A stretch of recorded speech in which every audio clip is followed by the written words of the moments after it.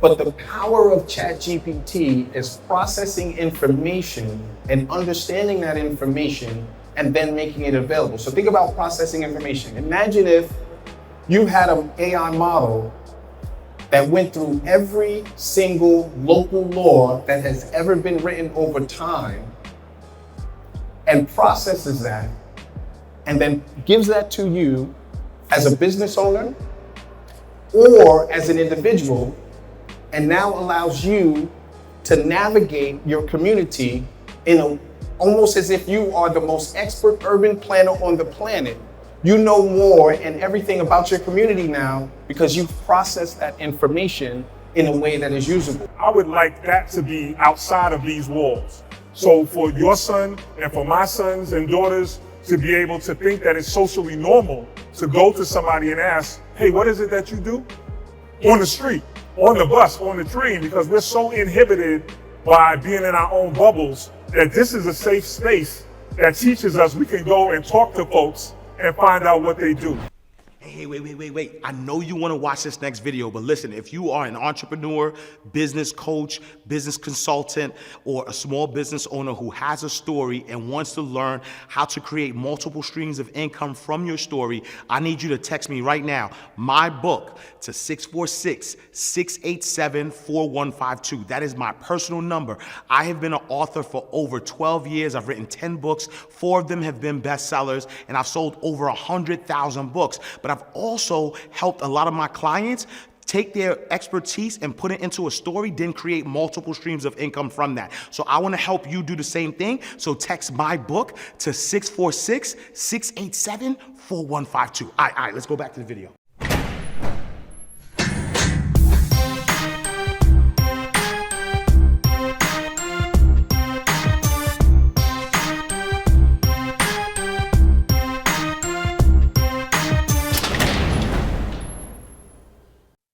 And so this is going to be a great conversation because a lot of us have some living legends that are within us, and there's some ups and downs that happen, within getting to where they are.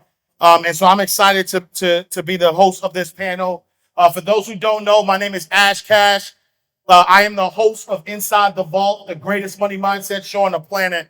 And my goal is always to help people learn the mindset that helps you become successful, right? Because when you think about a bank, the most important, where they keep all of the jewels, all of the money, everything is inside the vault, right? And when you think about people, our mind is very important, right? That's where we keep all the valuables inside our vault. And so without further ado, I want to introduce my esteemed guests who are going to really give you some enlightenment. And so first, to my right, we got my brother, Dr. Amin Mashariki, currently the Director of Data Strategies at the Bezos Earth Fund. He is a renowned figure in the field of data science and urban analytics. His extensive career includes serving as the Global Director of the AI Lab of the World Resources Institute, Head of Machine Learning at Urban, and as an adjunct faculty member of NYU Center of Urban Science and Progress. Notably, Dr. Mashariki was the first Chief Analytics Officer of the New York City and Director of the Mayor's Office of Data Analytics during the de Blasio administration, as well as a White House Fellow and Chief Technology Officer at the Office of Personal Management in the Obama administration. That's the written version. My version is, he is the leading scientist of AI, one of the most important people as it relates to artificial intelligence, and he is from our beloved Brooklyn, New York. Ladies and gentlemen, round of applause, Dr. Amin Mashariki, my brother.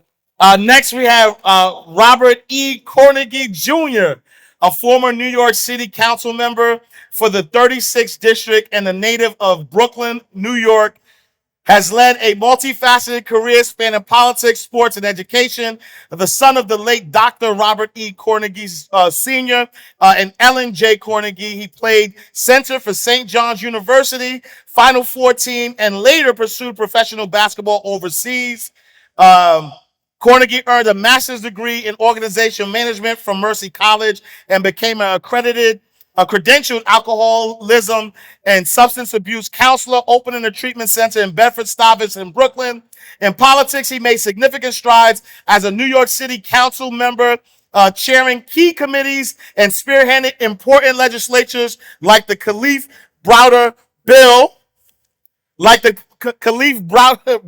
Bill, serving as superdelegate for President Obama's re-election. Currently, he leads client strategies at 610 Collective, drawing on his legislative and policy expertise. That is the written version, but we have a living legend, 610, from council member to cannabis in the building. Everybody, round of applause for Robert Carnegie Jr. And so I think this is an important conversation because for many years, myself as somebody who grew up, I grew up in Harlem. Nobody attacked me because I know y'all, Brooklyn, y'all different in Brooklyn. Like, what I say? That's why I said, y'all caught how I said our beloved Brooklyn, but I'm really from Harlem. But I was like, let me play the room. But I grew up in Harlem, like single parent, and there was a lot of like adversity that I had to go through in order to be where I am today. And a lot of times people see the end result, right? They see, this success story, but not understand that it took a lot of ups and downs to get where we are. And so if each of you could just give us, just talk a little bit about, so each of you, if you could talk a little bit about, where are you today, right? And what are some of those adversities that you had to go through to be where you are? So currently, you mentioned cannabis. I own and operate the number one dispensary in the state of New York. And I'm currently opening a few more where we employ at the flagship store over 75 black and brown young men and women, a lot of which who are coming from the criminal justice system. So we had an intention to make sure that we could employ and put people on a path, not to employment, but to entrepreneurship. So that's a mission and vision. For me, one of the most difficult things was transitioning from sports, believe it or not, to community service, to politics, and to business. That's not an easy transition. People have the tendency to pigeonhole you, right? And so I happen to play on one of the most famous New York teams ever, which was the team that was made up of all athletes from the 5 boroughs and New Jersey, which is the 6th borough. Took a team to the Final Four, and that was incredible. So in a lot of people's mindsets, that's who I am. So the service in the community sometimes comes secondarily to that, and now the business is tertiary to that. So that's been a difficult thing to overcome. When somebody says hi to me on the street, I don't know which Rob they're talking to. Right. Whether they're talking to the Rob that they enjoy watching play at St. John's, whether they're talking about the Rob who put forward some substantive legislation, or currently the Rob who is making sure that black and brown people are integrated into the vertical supply chain of cannabis. Yeah, and if you could talk a little bit more about the cannabis business, if you could talk a little bit more about the cannabis business and some of the struggles you're having, right? Meaning that I know that once cannabis was legalized, there were a lot of barriers to entry that happened with the people that were criminalized from it. And so if you could talk about that a little bit. Yeah, so that would take a whole nother panel. Yeah.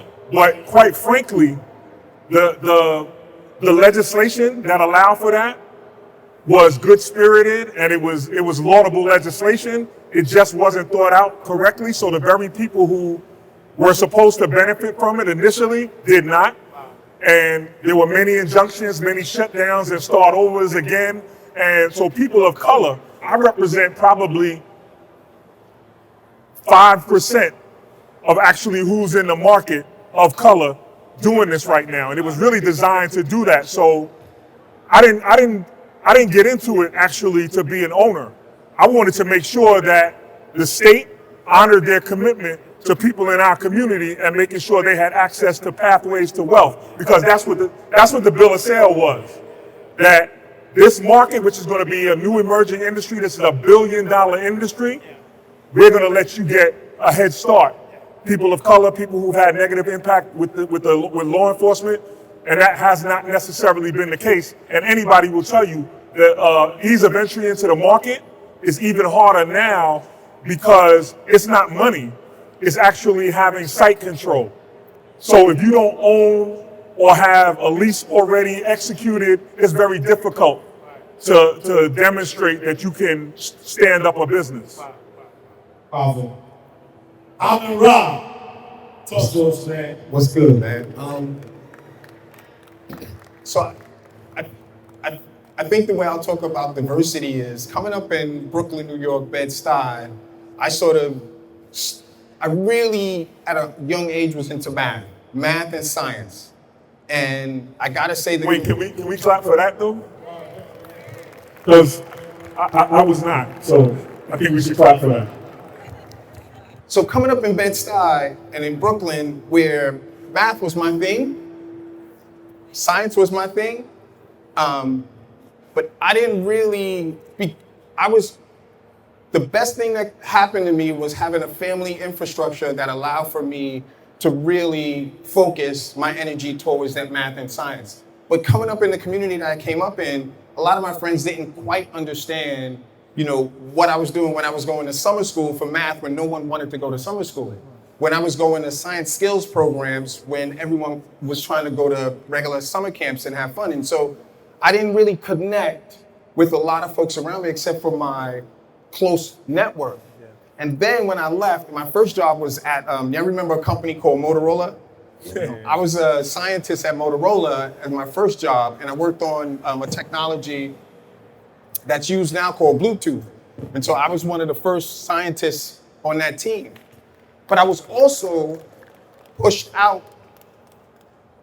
Thank you. I was also not accepted in that world as well. Yeah. It was very difficult. I was the only African American in all of Motorola labs, and I was not accepted. Even, you didn't mention, but prior to heading up AI for the Bezos Earth Fund, I was the senior principal scientist at NVIDIA, which is now one of the largest companies, AI companies in the world, and I was a senior principal scientist.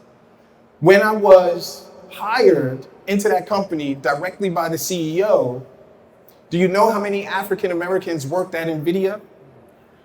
There were 17,000 employees at NVIDIA. How many were African American? Just somebody throw out a guess. 1, 2, 3. It was like 17. Wow. 17,000, 17. Yeah. Now it's at 100 and something of 17,000 employees.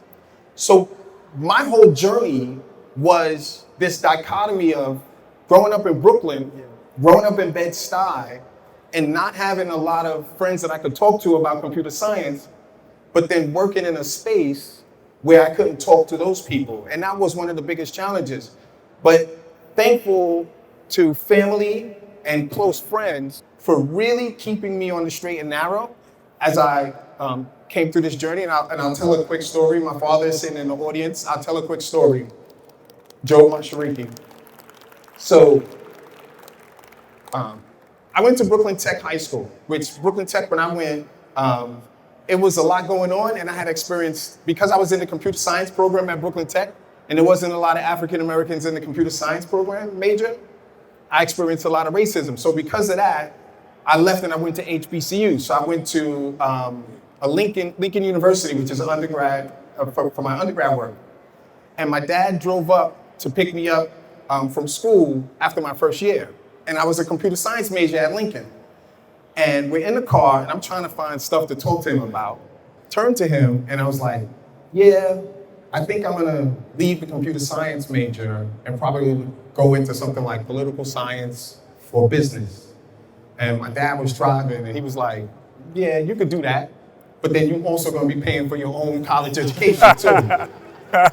And so it was experiences like that with close friends and family that really galvanized behind me and helped push me forward to the space that I am now. Yeah. I love it. And so my next question for you both are, when you go through this transition, right? So we grow up in certain environments, and there's a lot of times where, our parents or our friends or the people who are around us may not necessarily see our vision or know which direction that we're going. So there's this sort of like lonely space, if you will, of saying, you know what, like for me, I was a banker, and then when I transitioned from banking to becoming an entrepreneur, a lot of we didn't know entrepreneurs, so people looked at me like I was crazy for wanting to leave a secure job to become an entrepreneur, and so there was a lot of loneliness, if you will, just on my journey.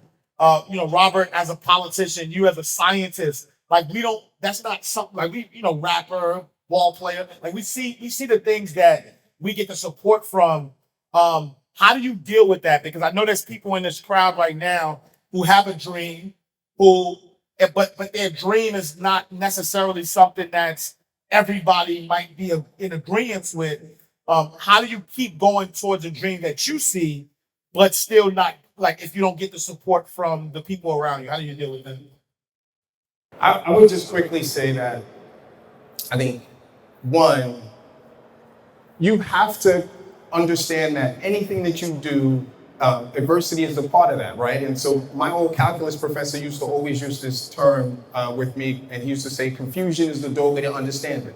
So for me, whenever I knew I was on the right path, was when I was the most confused, when I was the most challenged, when I felt like I was in a really tough space. I always felt like that was the path I needed to tread through. So for me, I gained comfort in that confusion. I gained comfort in those challenging spaces. But I will also say, and a lot of people always say I always tell stories, and I like to tell stories to really describe. And again, it has something to do with my father. My first year, I interned at Motorola before I worked there full time. So my first year interning, I got up there, it was in Chicago. Motorola headquarters were in Chicago at the time. I got up there, and all of these white and Asian kids from these top universities were there. And I literally felt like I didn't belong. And I remember calling my mom, and I was like, I'm gonna work here for 1 week, get my paycheck after 1 week, and I'm leaving. And my mom was like, nah, well, you can't do that. She said, well, so she called my father, and she was like, you need to find someone in Chicago that will hold him down on the weekends. So my father called his brother, G2 Wayusi, and then he called his guy in Chicago, Conrad Worrell. And the guy, Conrad, he was an activist in Chicago, Southside Chicago. He lived in the hood. And he called me, he said, you do your thing on the weekday around all of those folks, and then on the weekends, you come here and you stay with me. So you really have to take on that struggle. Don't shy away from it, but you gotta find those pockets where you can get held down. Do not think that you can go without being held down. And so I would work on the weekdays and have a hell of a time. Not great at all, but then my weekends in the south side of Chicago, I love Chicago. Chicago's one of my favorite cities in the whole world, because I used to spend my weekends in the south side going to reparations rallies with Conrad. But that would energize me for that week. And that's how I got through those. So firstly, I gotta say that your dream and your vision has to be bigger than your environment and your circumstance. And the reason that's important is because I was a preacher's kid. So if you're a preacher's kid, you're gonna be a preacher. And so they Al Sharptoned me, like the boy preacher and all of that. And I was like, it's no way that I am going to serve my community. Because it was all about service, by the way. The underlying theme was about service. I was like, man, how can I possibly get out of serving in this way? And I thought about community service in a bigger way. But Brother Mashariki, I think that it's funny, and it's similarities in the story, because your family being so deeply engrossed in the struggle for Black people, and you taking a whole different pathway, I think is a far more amazing story. Because it would have been very simple and easy for you to fall into that pathway and not understand that by you breaking the barriers in science, you were doing exactly what your family wanted you to do. So it's very close But you got to find your pathway and your road to do what the mission and vision of your family is. And I believe that you're doing that. I believe I was able to do that and find that on my own. But truly, your mission and vision has to be bigger than your circumstance and your environment. And so when you get to a level of success, does adversity stop? Right? Do you get to a place, like, is there this place that actually exists where you have arrived, and now because you arrived, there are no adversity and it's just a smooth ride? Obviously, the answer is never. But what I will say is, Syriac said something earlier when he was talking about AI, and that our community writ large has stepped back and allowed other entities to really lead the way in AI. And what Syriac said was, we need to steer into it. We need to embrace it. We need to engage it. We need to jump in. And so the more successful that you become, you actually have to begin to seek out those challenging spaces.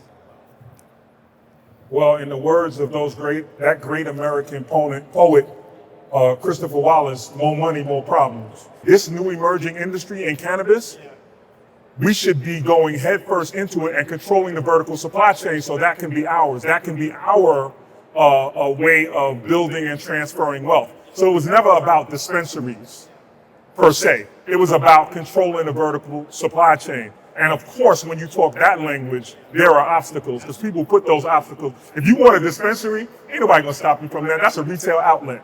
But if you want to control the vertical supply chain, which is what I want to do and what we should be doing, there's plenty of adversity to that.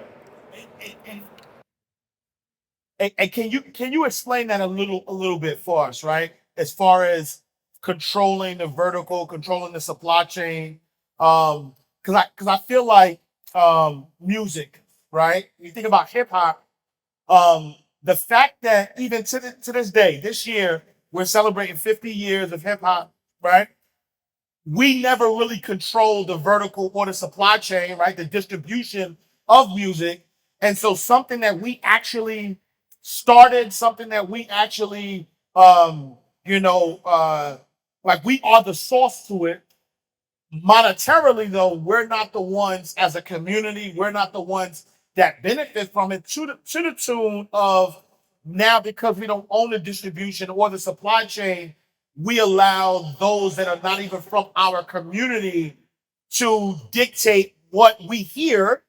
And we know the power of music. We know the power of sound. This is why we did affirmations. But now it's being controlled, and the narrative is being controlled by things that are outside of us. So can you explain a little more, like, how important that vertical and supply chain is? Yeah, so one of the first things that the legislation around adult use recreational marijuana did was say that you could not control the vertical supply chain in legislation, wow, which was, in my opinion, anti-capitalist, wow, right? And I screamed that from the top of the rafters. I was like, wait a second, you can only, so I, Rob Carnegie, or anybody else can only operate in one facet of the vertical supply chain. That's not how wealth is built. Right. You got to be able to control the growth and cultivation, yep, the transportation, the insurance, and so what they said was, well, Rob, if you do dispensaries, you can't do any other thing. Wow. That's not how characteristically capitalism actually works. So I thought it was odd from the beginning that you would put that in legislation, that I can't do anything other than that. So controlling the vertical supply chain looks like I got a farm upstate New York. I have a trucking company that moves that around the state, that product around the state. I have a family member or friend or somebody close to me that does the insurance so we can't do, that's not allowed in the state of New York. The state of New York is the only place that's not allowed, quite frankly. So if you're in Jersey, you're in Massachusetts, you're in Colorado, you're in California, you can own a vertical supply chain. So you can control everything up and down that vertical supply chain. So what that means in my bodega analogy is the reason that there are very few, if any, left remaining black bodegas is because if you don't control or have input into that vertical supply chain, then what costs one store can of peas for 38 cents, you're gonna pay 44 cents for that because you're not a part of that vertical supply chain. So you're gonna pay more, and you're ultimately gonna charge your customer more, and your customer's not gonna shop there. Because if I can go across the street and get it from a network, not understanding that this is a network, and everybody in this room knows which networks I'm talking about and who those people are, but they've dominated those vertical supply chains. So I was over the moon excited about the opportunity to get into an industry, not to own a dispensary, but to control a vertical supply chain and to be known as a people for something that was ours. And they nipped that in the bud from the beginning. And so Amin, so artificial intelligence is like taking the world by storm. And like literally, like I'm an author, I'm a book coach. 2009, I wrote my first book. Took me 8 months to do it. I'm on book number 14. I wrote a book this year. Took me 5 hours, right, to do with artificial intelligence. Then I was introduced to a new AI, Claude 2. So I was ChatGPT all day, right? Then I used Claude 2. It just like changed my whole, like I'm able to upload whole documents and train this AI to do things that would take me literally a year to do. I can do it in a day, in minutes, right? And for me, I feel like AI is the great equalizer. Like we talk about generational wealth all the time, but us as a people, if we jump on and learn about AI, but not only learn, but be a part of the creation of it, we could really close that wealth gap. Can you talk about how urgent and important it is for us to be a part of AI, but then also in what ways do you suggest, as the lead scientist, how do you suggest us as a community embrace artificial intelligence? Oh, there's a lot there. Let me start by saying thank you for that question. Let me jump in by making an analogy. So AI, a lot of people think about AI as innovation. AI is about discovery. So what you're starting to see now are companies investing in the ability to discover new pathways for AI. So the analogy I will use is, let's go all the way back to the 1800s and the gold rush. So when you had the gold rush, you had the gold rush broken up into different types of people. So you had the infrastructure people. That were the people who sold the shovels, who sold the pickaxes. Companies like Levi's and Strauss literally came into being because of the gold rush. They sold clothes for the gold rush. Bank, Wells Fargo, two men, last name Wells, last name Fargo, created the bank to support what was happening in the gold rush. The state of California is one of the largest economies in the world because of the gold rush. So infrastructure was important. Then you had people who were actually going into the mines and doing the work to go get the gold. And what would happen? You would get that gold and you bring that back to the town and sell. In that whole pathway, African Americans, we're the ones who are buying the gold and the jewelry at the end. But you have a whole economic system happening of investment and infrastructure and capability before that. We bought the gold and we put the gold on, but there was a whole infrastructure supporting that, and whole economies being made. That is literally what is happening with AI. So you have my old company, NVIDIA, Microsoft, Google are the infrastructure companies. They're investing billions and billions and billions of dollars into supercompute technology. Period, point blank. My son can go to college 3, 4, 5 times over with the money I made from equity from NVIDIA's stock in 1 year, doing something that no other technology stock has ever done. They've turned into literally a $1 trillion company overnight, right? But that's because everyone is propping up the infrastructure. And then they're leaving it up to us to be the users of. The challenge for this community, for our community now, is to get in at the front end, the infrastructure and the development end. So you mentioned companies like Anthropic, Inflection AI, OpenAI, all of these companies. They're in the middle. So you've got the big infrastructure companies, then you've got the middle companies. And all they do is create software to then sell to us. So the question is, as a people, where do we want to be? Now, to answer the latter half of that, we need to start imploring our leaders, our community leaders, Congress people, senators, council members, to begin to invest in infrastructure that is for our community. So we talk about reparations.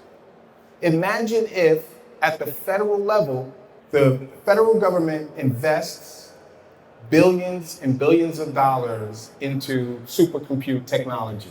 They're at our national labs and they're at universities. Imagine if the flip of a switch, they can say any African American in any community now have access to this supercompute technology at no cost.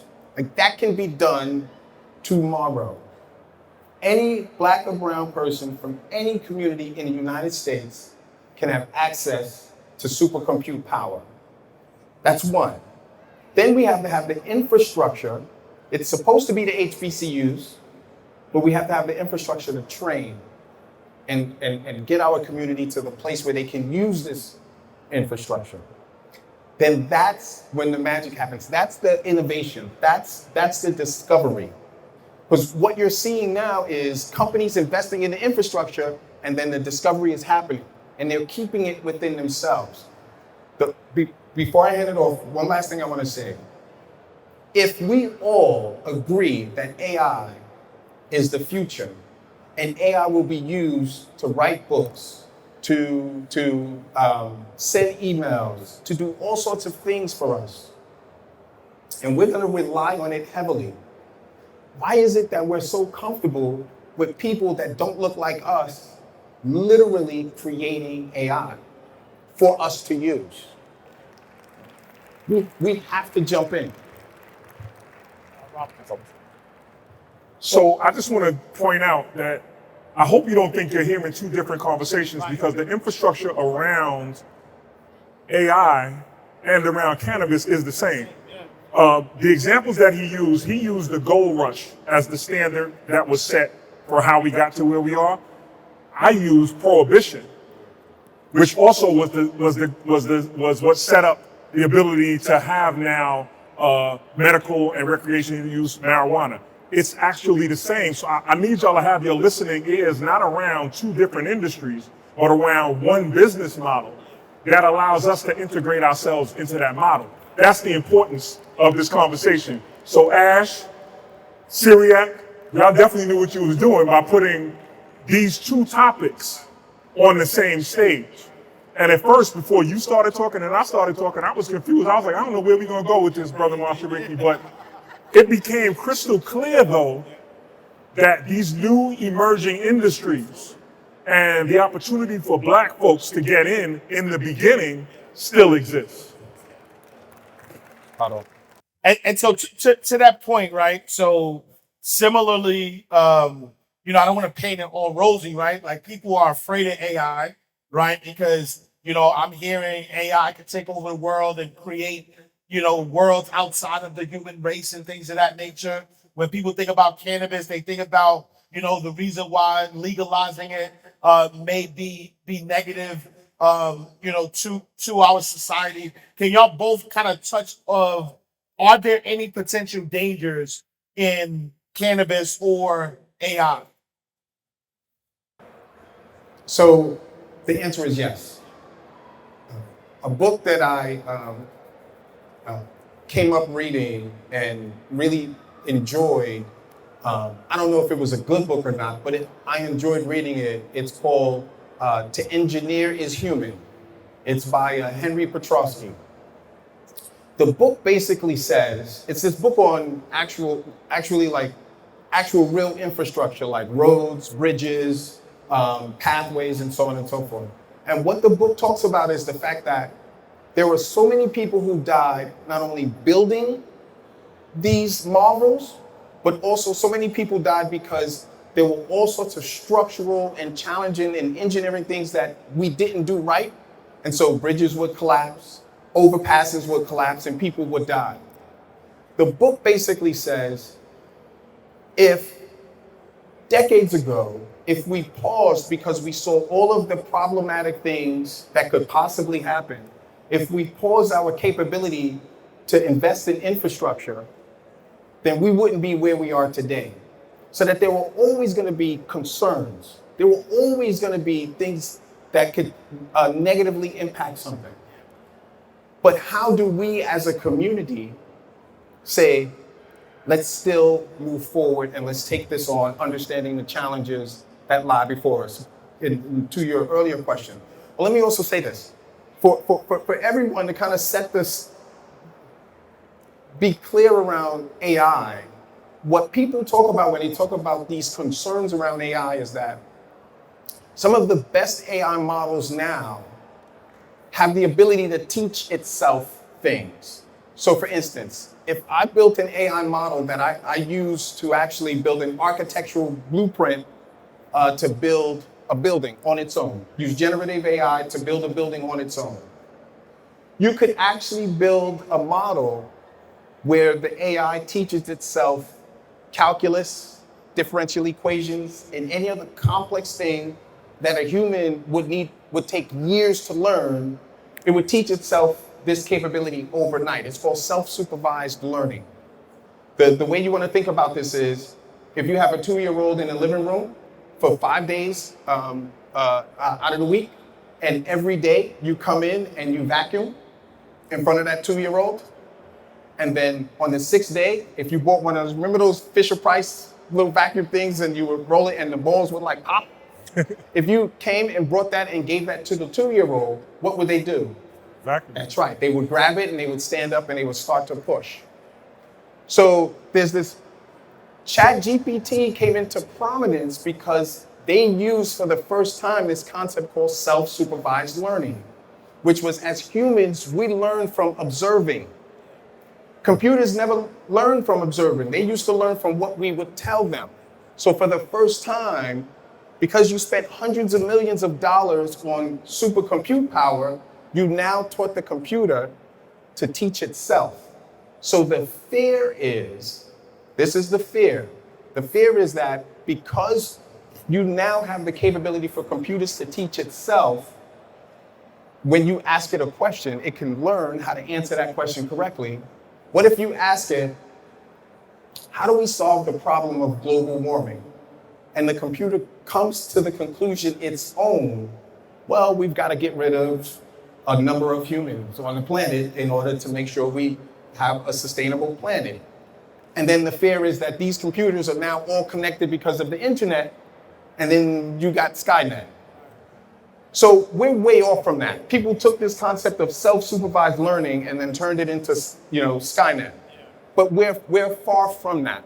But what we have to do, what you'll notice as African Americans, the top AI scientists as African Americans are the ones who are saying we need to be concerned about ethics, we need to be concerned about bias, we need to be concerned about all of these things of AI.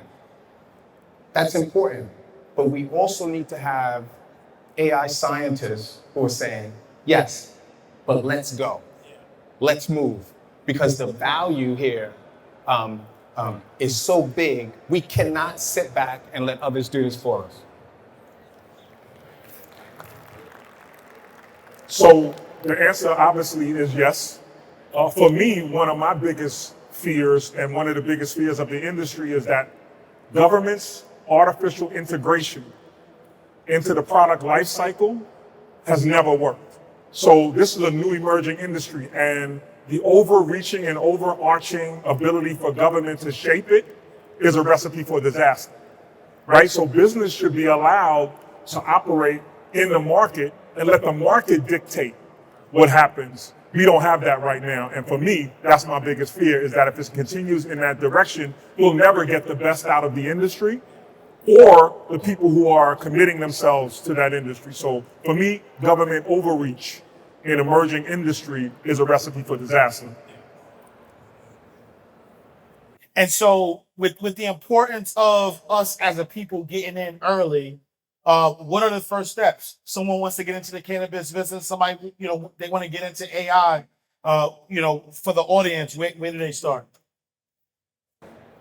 Yeah, so all of the licenses have now been issued, and we've had injunction over injunction for dispensaries, right? And I've cautioned people. I once was at a Latino Business Association meeting, and all of those Latino businesses wanted dispensaries, and some of them had supermarket spaces. So I was like, why would you, with 100,000 square feet of space, want a dispensary and not an indoor grow? Why would you, who is responsible for the trucking industry, in this particular industry, if you wanted to transfer that, you would want a dispensary and not want to translate what you've done in trucking as an ease of entry into the market? So for me, I would say, look at all the other opportunities. Don't rush to one opportunity. There's an entire vertical supply chain that we are underrepresented in. But because we've been told the only place we can get in at is in a dispensary, which is a ridiculous proposition, because we all know that within the first 2 or 3 years, businesses, especially retail, fail. So why would we all rush to take our money out of our 401ks and to take out equity, home equity lines of credit, and all those kinds of things to get a dispensary, as opposed to looking at what may be best suited for what you've done all your life, or a ease of entry into the market? That's all I would caution people, is not to listen, but to do a little bit of research and find out what other opportunities are available up and down the vertical supply chain. So 2 quick things to that question. So I also didn't mention that here in Brooklyn on DeKalb Avenue, there used to be a IBM plant on DeKalb Avenue. And my mom was HR at that IBM plant. So when the first set of computers were being built, they were being built right here in Brooklyn. All of you guys know where that Home Depot on DeKalb Avenue, that used to be the IBM. And so my mom knew it was important for me to learn about computers because she saw this revolution coming. So she taught herself how to program so she could teach me how to program in the 4th grade. So one,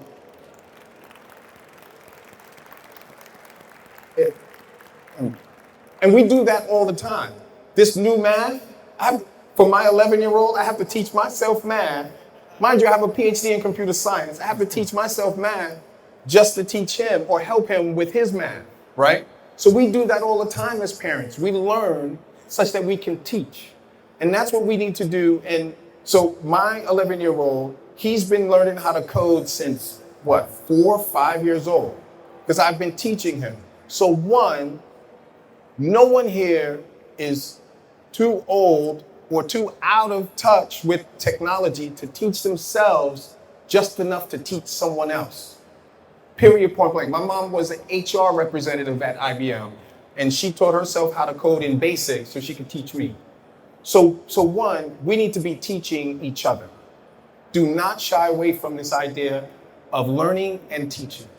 Because through teaching, you mentioned I used to adjunct at NYU, I adjunct at Harvard, I adjunct at a few places, because I always stayed teaching because it allowed for me to continuously learn. So that's one. Second is, we have to actually, and I'm gonna tie it into what Robert Carnegie is talking about in terms of business. So I don't want us to get scared and nervous about AI because we have to learn how to program and we have to learn AI models and deep learning and transformers and all of these things. If you have a business or you are engaged with an organization, AI models are nothing without what? Without data. Without data. Data is the fuel that powers AI. ChatGPT is only ChatGPT because it trained on billions upon billions upon billions of manuscripts and documents. So it's the data. So if you're Robert and you're running a dispensary, there's probably so many things you know about cannabis and surrounding areas and how it's used that you, in the AI world, I'm gonna give you guys a little secret. In the AI world, there's this term called white truffle data. You guys know what white truffles are, right? It's the most expensive stuff that you could put on top of any of your food. It's super expensive. But in the industry, Google, NVIDIA, all of these companies talk about white truffle data. That is data that they don't have access to, but that organizations like yours has access to, and they would pay top dollar for it. So if you have a business or you're a part of an organization that has data that is important, then that's step one in terms of then connecting with other organizations to build models. And then now you are using AI. So don't think about AI as I have to learn how to program first for me to become an AI leader. You just have to be a powerful data player. And then you can jump into the space easily from that pathway as well. Love it. All right, so as we wrap up, talk to us about the future, right? Take me 10 years from now. What does, in your eyes, what do you want it to look like? What does it look like? What does AI look like? What does the cannabis business look like? And in a perfect world, what does that mean for us as people? I think AI in the future makes us all smarter and better able to engage at the levels that we would want. And let me give an example. And so Robert Carnegie was a council member when I was working in the mayor's office, and I was running the mayor's office for data and analytics. And I always used to say, I didn't say it out loud when I was going to hearings, but I always used to say, city council, their love language is laws, right? It's like they will throw out a law quicker than you could blink an eye, right? Think about this. Think about ChatGPT. A lot of people think about ChatGPT from the idea that, well, I'll ask it some questions and it'll send me some really cool stuff back, or I'll tell it to write a letter and it'll write a letter and I can copy and paste that and send that. But the power of ChatGPT is processing information and understanding that information and then making it available. So think about processing information. Imagine if you had an AI model that went through every single local law that has ever been written over time and processes that and then gives that to you as a business owner or as an individual, and now allows you to navigate your community almost as if you are the most expert urban planner on the planet. You know more and everything about your community now because you've processed that information in a way that is usable. Think about processing. How many of you, probably most of you today, have already downloaded an app, and when they give you that privacy and make you sign off and say accept before you can use the app? Imagine ChatGPT processing that information for you. Or I just bought a car a little while ago, and I had to sign so many documents. I didn't read any of those documents I put my signature on. Imagine your ChatGPT, your large language model, if you will, processing that information for you, and then popping up and telling the dealer, no. We don't want to sign because of this, and this, right? That is the future of technology, is that we will be more empowered and more thoughtful and smarter about our ecosystem than ever before. I think that's the good side. So for me, as it relates to cannabis, a lot of people don't realize that there is a tremendous amount of science between the growth and cultivation of the plant, right? And so there are many people who are actually scientists who are hired in order to produce the most potent or the longest lasting or those. So I think that myself and Brother Mashariki 10 years from now will have created between AI and cannabis things that are that deal directly from a medicinal standpoint to what ails our community, right? So in my store, right, shameless plug, we have 300 products. Some of everything from tinctures to salves, right? I used on this bad left knee from St. John's, I used some creams last night that were CBD and THC based.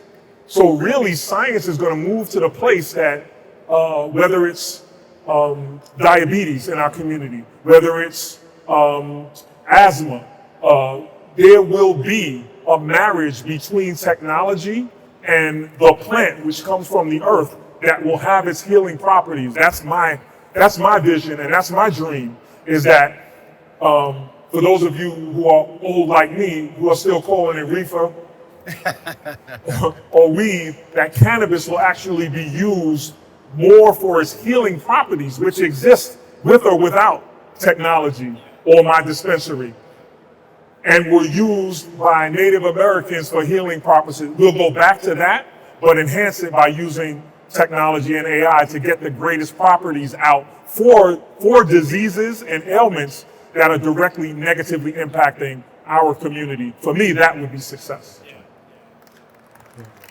Love that. All right, so any last words for our audience? And then also, where can people connect with you and find out more information from you? I think the thing that keeps me up at night is that opportunities like this are absolutely amazing, and I want to thank Syriac and his team for inviting me in to be a part of this. The thing that keeps me up at night is that my day-to-day work pulls me away from people like this.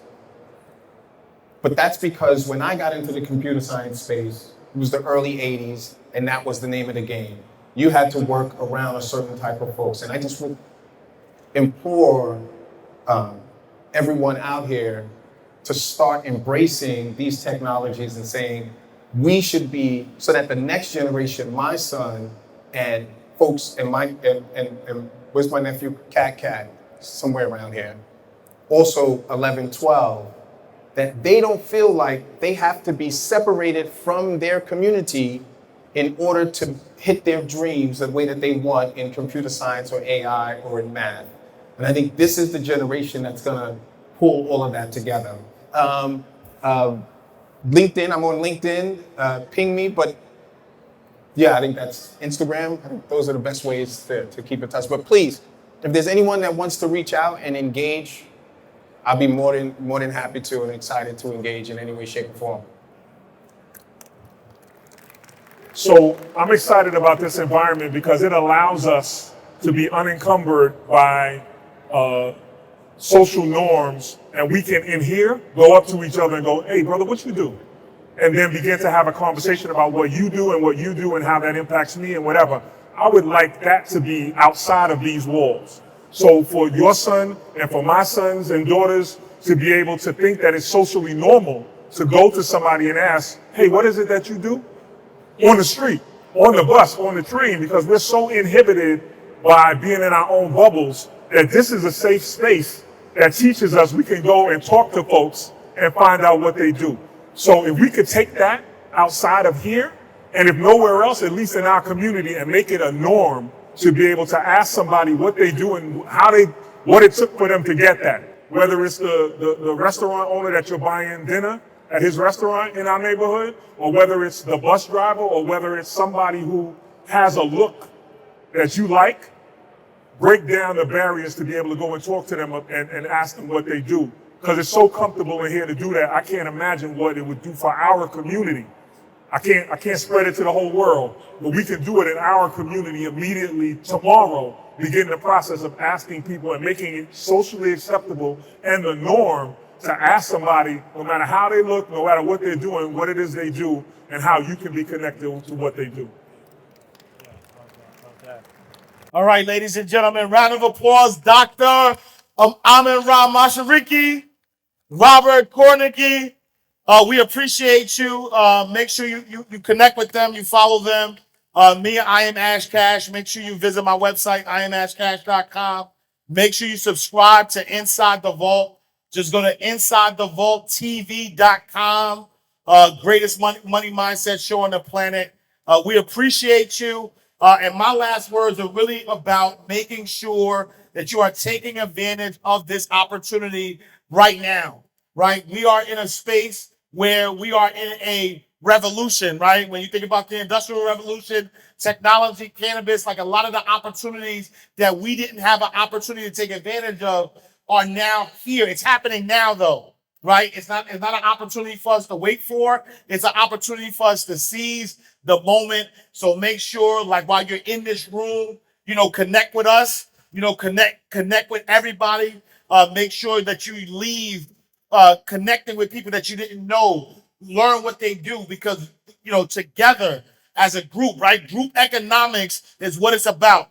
Together as a group is how we're going to move further, right? There's an African proverb that says, if you want to go fast, go alone. But if you want to go far, we have to go together. Thank you. I appreciate you.